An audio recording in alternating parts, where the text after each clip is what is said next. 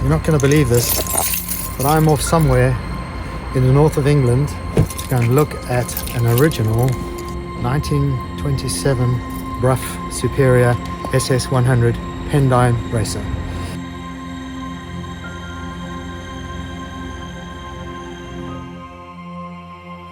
It's a barn find. There is not only that, there's a couple of Gold Star BSAs from 37 or 34, I believe. Yeah, pretty excited. I hope it's not a waste of time, but I'll let you know and keep you posted. Broughs don't come up all the time. They're very rare.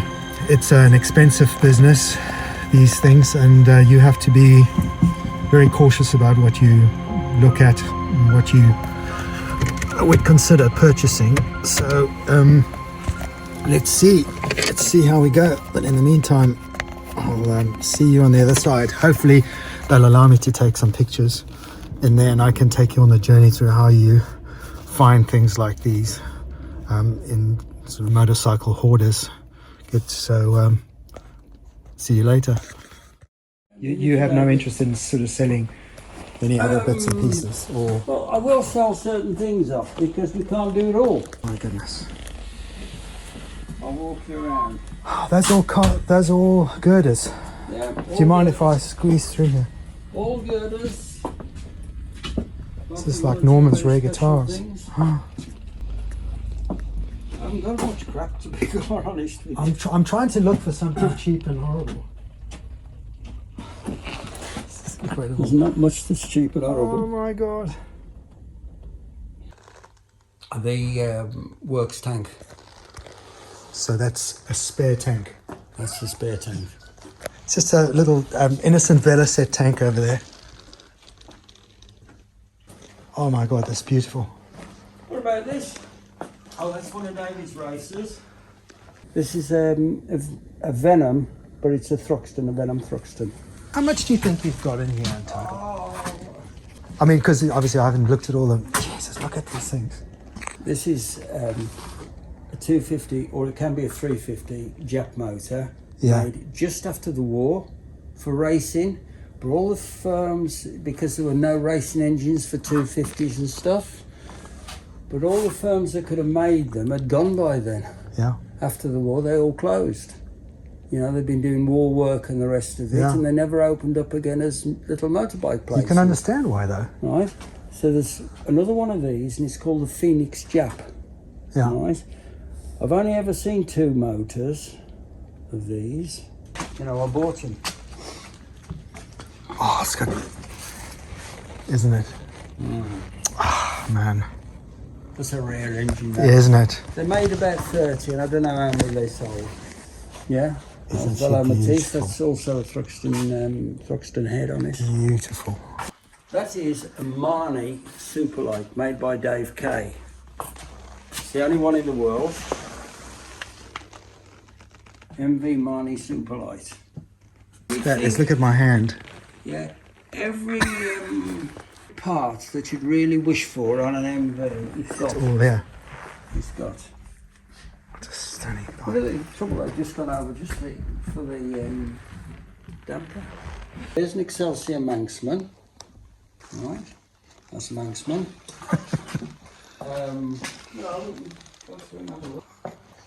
I'm leaving now. I'm leaving now. There you are. Come on, there's some nice things. Yeah, to come on, look at. let's have a look. Watch This is this just good dog crap there. Davey's got a dog. okay.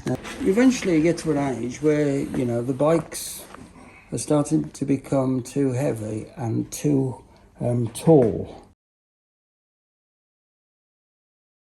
It's original, it's 1923. Jesus. Most of it is original. You try getting them now, you know. And I've got at least 2 sets, maybe 3 sets. Because this is just such an iconic shape, isn't it?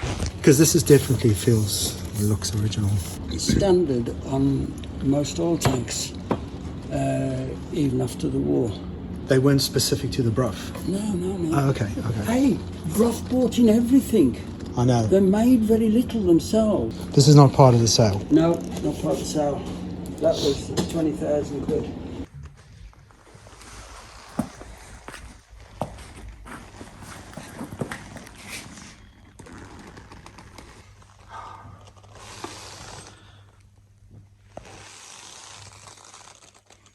Right. I guess the challenge is you having not built a Brough, and I don't know anybody else who has, what exactly you're going to need. But as you say, it's quite fairly simple. You can see it's simple. Yeah. It's very, very simple. Okay.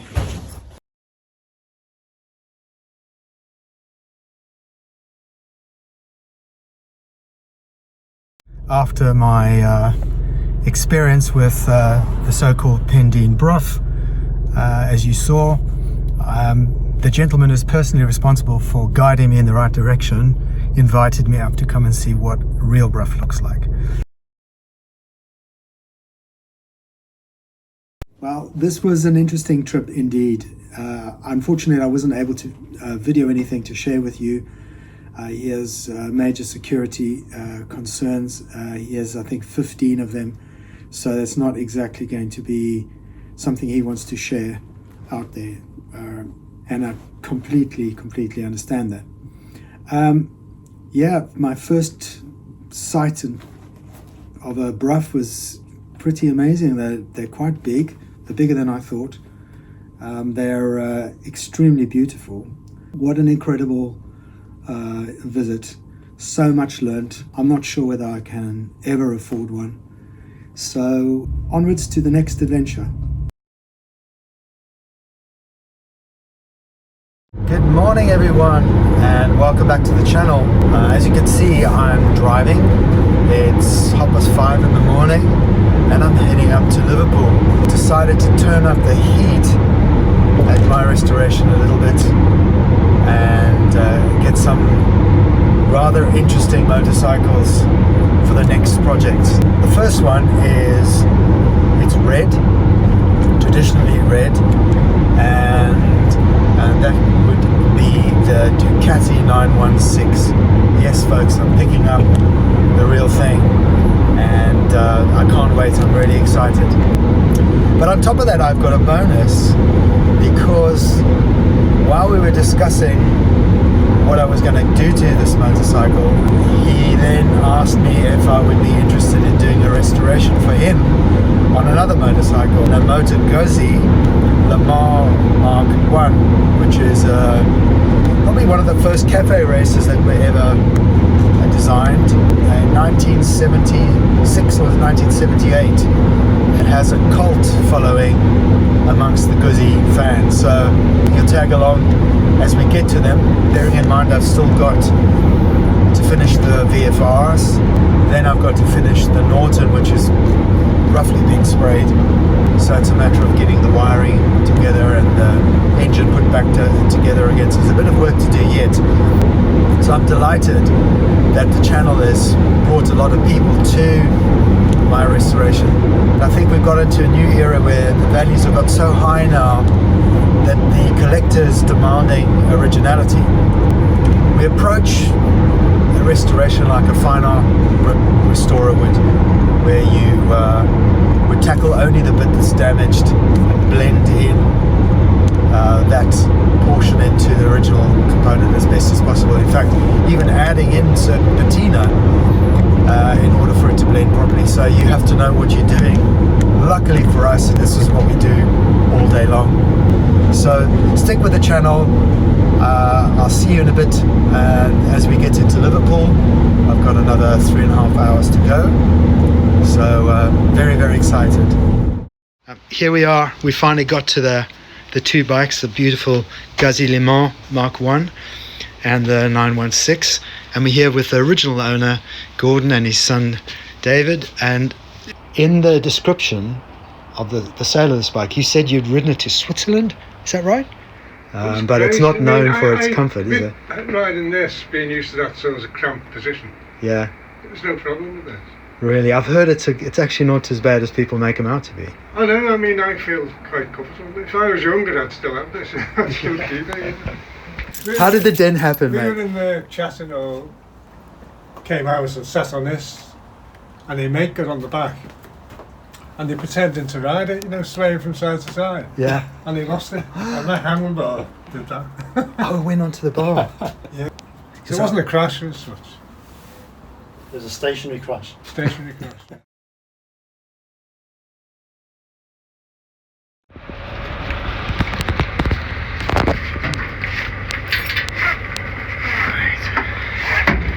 We're here, we're back.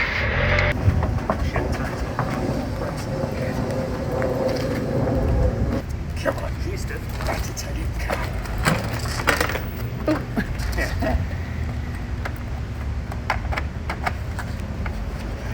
Let's put it on. Yeah, it's up.